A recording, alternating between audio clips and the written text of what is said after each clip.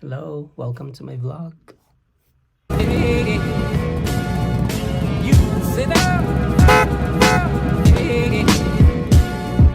You sit down. Sa video na to guys, i-share ko sa inyo yung journey ko sa Pilipinas before arriving here in the UK. If may name-mention ako ng mga brands or mga organizations or companies related to my journey sa pagpunta ko dito sa UK, I would like to have a disclaimer na hindi ito sponsored and I am not paid to do that. So basically yung mga mame-mention ko like review centers or agency or something like that. So these are just part of my journey, and since bahagi sila ng journey ko sa pagpunta ko dito, then might as well sila din yung mga isa-suggest ko sa inyo if you are planning to come here as well. First of all guys, wala talaga akong plano mag-abroad. Wala akong planong mag-UK, wala akong planong pumunta sa ibang bansa to work. I also do not have any experience of traveling outside the Philippines. So basically yung journey ko dito was a very big decision that I had to make in my life. My last employment bago ako pumunta dito was a COVID vaccinator under the Department of Health of the Philippines, and na-assign ako sa rural health unit ng mismong hometown ko. So that job was not a regular job. So contractual siya, malaki yung sahod at okay lang din yung work, hindi siya stressful. Above anything else, nasa hometown ako, doon ako naka-base, umuwi ako sa bahay. So it wasn't perfect, but it was convenient for me. And then I was 34 years old last year, so parang too late na for me to go abroad. So I can see my workmates or I can meet people, mga kakilala ko, friends, na they're planning to go abroad. Some of them are young, yung iba naman kasing age ko. So parang na-admire ko sila, like that is one thing that I can't do. Kasi other than the fact that I think it's too late na for me to go abroad because I was or I am already in my 30s. So parang may takot din kasi ako na pumunta sa ibang bansa, especially to live and work. For traveling, parang okay siya, but to live and work and stay in that country for a long time away from your family, for me that life or that experience is very hard. Kasi like it was already convenient for me na nasa hometown ako. It was my comfort zone na malapit ako sa pamilya ko, malapit ako sa friends ko. And one thing also is parang magi-give up ko yung mga hobbies ko sa Pilipinas if I go to another country. So such as yung pumupunta sa beach or pagmumotor, pag-gym or something like that. So yung UK journey ko, it all started in January of 2022. Meron akong classmate and very close friend sa nursing college or sa nursing school. Bigla siyang nag-chat like, Eric, I'm going to work abroad, or I have decided na mag-abroad ako. So I took this exam. So the exam wasn't very familiar to me. The process of going abroad as well, wala talaga akong idea nun. So sabi niya, why don't you wanna try, or sabay tayo mag-abroad tayo. So first, yung reaction ko, what? bakit ka pa mag-abroad, or bakit ako yung ini-invite mo, parang ganun, like you've known me na ayoko talaga mag-abroad, or wala talaga akong planong mag-abroad kasi takot ako. So sabi niya, give it a try. At parang na-convince later on, parang napao niya din ako. So that exam that she took was OET. I had no idea what OET is all about. Ang alam ko, IELTS, ganun. So it was my first time to hear about OET. So sabi niya, she already took the exam in December of the year before, and then she was just waiting for the result, and then later on she passed. So ako parang okay, let's give it a try, but pagbabagsak ako sa exam, talagang yun na yun, that's the sign na pag-abroad is not for me. So it was maybe February or March na talagang nag-decision na talaga ako na okay, I'm gonna take the first step towards my dream or towards my plan, because actually it wasn't a dream at first. It was just a plan, it was just a risk. So to take the first step of that journey, so nag-review ako. So yung review center is Fihan. So this is their Facebook page. The link is provided in the description below. It's the same review center kung saan doon din nagre-review yung friend ko na pumasa ng OET na siya din nag-invite sa akin na mag-abroad. So yun, nag-review ako. It was March. And then at the same time, nagre-research na din ako all about OET kasi I had no idea at all. Talagang hindi ko siya maintindihan. I watched videos, talagang hindi siya nagsisink in sa mind ko kung ano yung flow ng exam, ano yung type ng exam, blah blah blah blah blah blah. But I know it's listening, reading, writing, and speaking, but iba siya from IELTS. So while doing my research, and I also did self-study, unti-unting na ano yung OET exam sa akin, na-familiarize ako, parang na-orient na ako how it goes. And then my review with the review center started, and it was just online for a month for 4 weekends. So Friday, Saturday, Sunday from 6 o'clock to 9 o'clock at night or PM. So yun lang yung review time ko. Pero during the days na walang review, talagang nagsi-self-review ako. Like every night I answer at least one OET listening, because may natagpuan akong may natagpuan akong account sa YouTube na may mga talagang good listening materials. So yun yung ginagawa ko just to orient myself how the test goes. And I believe for myself, talagang weakness ko yung listening. So talagang dun ako nag-focus.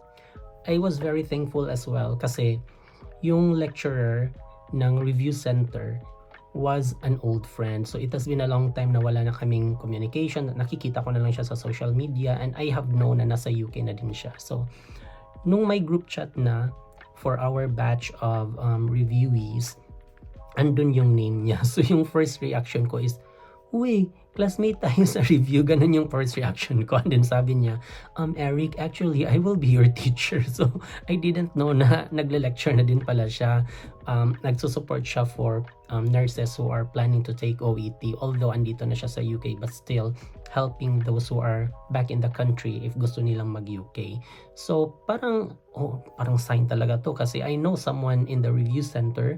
I haven't contacted him for a long time, but we used to hang out a lot of times before. So, okay, I'll go for it na. Now, the first hurdle was the cost. Mahal talagang OET, guys. So, it was paid in Australian dollars, around 23,000 pesos, I think, yung babayaran doon.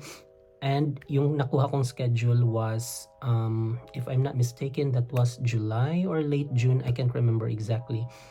So from March, April, and May, and then sometime in June, ongoing yung review ko, self-review, kasi tapos na yung review ko sa review center. It was just 1 month, and I couldn't afford to extend for another month or 2 months. So talagang self-review na lang. So come testing day, ayun, nag-exam ako, and then natapos ko siya. Yung una is listening, next is reading, and then writing. It was done all in the morning, and then yung speaking ko was at 6 p.m. So parang napakataas ng free time ko towards my speaking schedule. So yung ginawa ko, or yung ginawa ng friend ko na nag-invite sa akin, kasi at the time nasa ano na siya, I think she was already in the UK by then. Maybe, I think so, no? Wala pa, nasa Pinas pa siya noon kasi she arrived in the UK August, and that exam I took was in July. So ayun, tumawag siya sa akin, and then parang nagko-coaching kami just to parang maano yung bibig ko, like to open my mouth up and then to practice my English. Kasi when I was there in the hotel, I was alone. Wala akong nakakausap kasi I didn't have any friends. Wala akong pinagsabihan na mag-i-exam ako.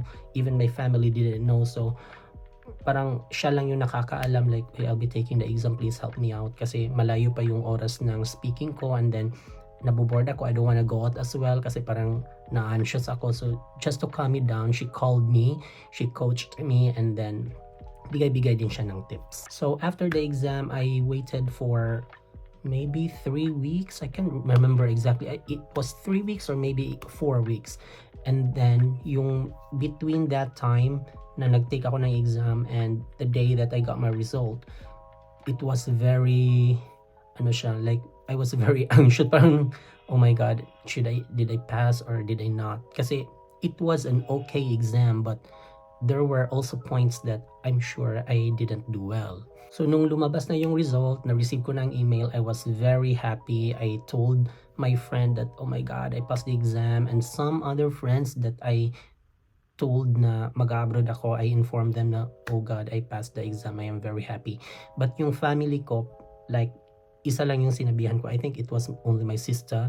I passed the exam, but don't you tell other people in the family, also our relatives, because it's just the first step of the plan. Parang ayokong parang magbibig news na, oy, I'm going abroad, and then later on magfi-fail sa mga incoming exams. So gusto ko siyang i-reveal once I am very sure that I'll be going or I'll be deployed to the UK. After passing the OET, yung next step na ginawa ko is nag-apply agad ako sa agency. So ito yung agency na in-applyan ko, which is ASC Global Recruitment. So ito din yung agency na in-applyan ng friend ko and some other friends na nakapag-UK na din. So ito yung sinuggest nila na agency. So what I did, I emailed them. I can't remember. I think I emailed them. At the same time, I also applied dun sa parang Facebook page sign up something nila dun. And then I got a reply. I passed that on a Monday, I guess. And then I got a response on Wednesday of that week. So on Friday of that week, may initial interview na, parang orientation, blah blah blah blah blah, ganitong gawin, parang may coaching something. And then Saturday next to that is yung third step na. I took my CBT on a Saturday. And then yung result ng CBT is the same day result siya. So you take the exam, you will get the result after. So sa awa ng Diyos, pumasa naman ako sa CBT. For CBT, I joined this group. So in this Facebook group, it's very helpful for me kasi nagtutulungan yung mga members and then nagsasuggest yung mga nakapag CBT na or even OET. And most of all, dito ko nakuha yung review materials for my CBT. So after ng CBT, I signed up sa Nursing and Midwifery Council of the UK. So ito yung parang PRC na katumbas sa atin, but it's just focusing on nurses and midwives. So this organization or this group or council is the one responsible on providing yun yung PIN, or sa Philippines we call it license. So parang basically para siyang PRC, but it's just for nurses and for midwives. So I passed the CBT on a Saturday. Monday of the week after that, may na ako, like initial interview. I think that's how they call it, initial interview ng agency mismo. On the Tuesday, I had my mandatory or parang exams from the agency, yung mga may pinapasagot-sagot doon na mga test and mga questions. And then at the same time, I was also complying my requirements. And then on a Wednesday, or I guess that was Thursday, I already had my client interview. Ang technique ko kasi doon is parang grab lang. Pag sabi ng agent na, oh, we have a schedule for this one, parang ginagrab ko lang siya. Like I didn't take time to wait. Like I can just do that next week, or I'll just do it next month. No. So pag sabi niya na, or are you ready to have the initial interview on Monday? So sabi ko, yes. And are you ready to take the exam on Tuesday? Like sabi ko, yes. And then we have a client interview on Thursday. Sabi ko din, yes. So everything happened in a span of a week. So after the client interview, nalaman ko din agad na I was already hired. The thing was, yung agreement namin ng friend ko, and then later on may nadagdag na isang friend na nagplano kaming mag-UK last year. Yung plano namin is talagang maglo-London kami kasi andun naka-concentrate karamihan ng mga friends and mga batchmates and classmates namin nung college. Pero deep in my mind, talagang napaisip ako like London, another big cities, kasi laking probinsya ako. So parang for a long time as well, parang na-expose na ako sa province life, even though before I used to study and live and work in Cebu City. But later on, umuwi na ako sa hometown ko. Nung nag-30 na ako, nasa hometown na ako. Like, I was already happy with yung countryside living, yung the peace, the serenity, yung malapit lang yung mga bundok, malapit lang yung beach. Parang gusto kong ganun na trip. And then the agency, prior to scheduling my client interview, the agency offered two trusts. So one is the London Community something trust and the other one is the Isle of Wight NHS Trust. So hindi talaga ako nagdalawang isip. I chose Isle of Wight. May alam na ako na konti about Isle of Wight because mahilig ako sa pagmumotor. There is a motorbike enthusiast vlogger something. I think he is British, and one of the places na feature niya sa vlog niya is yung Isle of Wight. Talagang wow, napapawaw ako sa vlog na yan. I have seen that vlog a few years back. So parang may idea na ako, this was the island that he was talking about. So talagang pinanood ko ulit yung island, and then talagang yes na talaga. I'll go for it. I'll go for the Isle of Wight NHS Trust client interview. The interview was it was a fun experience, and my interviewers were also very kind, and they're very they want me, or I can feel that they want me to come to the island. Like they weren't very hard on me, and they were very friendly as well. And dalawa sila, yung isa is Pinoy, which is now head na ng EDOC ng department where I am assigned at, and then yung isa is British, and she is also an educator of the Isle of Wight NHS Trust. So after that is comply na ng requirements and email lang. So everything happened online. Walang mga face-to-face interview, personal interview sa agency, walang ganun. It was all done online. And then yung papers are also sent via emails and stuff. So it was not a hassle. Parang hindi talaga siya mahirap in my experience. And my agents as well from the agency were very helpful. Talagang napaka-supportive nila. They always make a follow-up. So the next step to that was yung medical na. So medical happened in, I think that was September. Yung medical is dapat gawin siya doon sa Manila, sa Makati. So dalawa yun. So I had IOM, yung x-ray, and yung mga blood work, which is in a separate clinic. So nagpunta ako ng Manila, and then I had the x-ray in the morning, and then yung ibang blood test in the afternoon, and then I slept there for 2 nights. So parang dumating ako ngayong araw, and then bukas yung mga ginagawa, yung mga medical exams na kailangan, and then the next day umuwi ako ng Cebu. So fortunately, yung result ng medical is okay naman, walang mga sakit-sakit na natagpuan or whatsoever. So after that, in October, yung VFS ko na, yung appearance na for the visa. So I went there, and then I also stayed there for 3 days and 2 nights. And then madali lang yung VFS, so we just went to the office ng agency sa Makati, and then yung mismong taga UKVI something pumunta dun sa office, and then gumawa ng parang appearance and biometrics. And then deployment na, so November 16 dapat ando na kami lahat sa Maynila, yung mga ka-cohorts ko dapat ando na. And then flight na namin yan paalis ng Manila. So I went to Manila on the 15th. On the 16th, we left Philippines. We arrived in the UK November 18th. So basically, that's my journey sa pagpunta dito sa UK, and I hope nakatulong sa inyo to have an idea how the process goes. Maybe iba-iba yung process as per agency, or merong nabago since I arrived here. But parang ganun, basically those are the things that you will go through. So first of all is your English test. Make sure that you have it and you passed it. Next to that is yung NMC registration, and then mag-apply ka na ng agency, client interview, requirements, medical exam, and then your VFS or visa appearance, and then bye-bye, deployment na. So thank you for watching my vlog about my UK journey. I'll be posting more in the coming days, in the coming weeks, in the coming months if I have the time. Please do subscribe sa aking YouTube channel.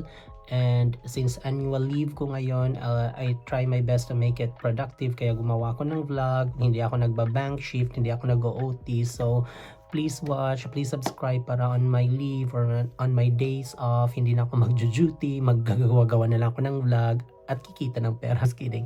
Thank you guys. Good luck.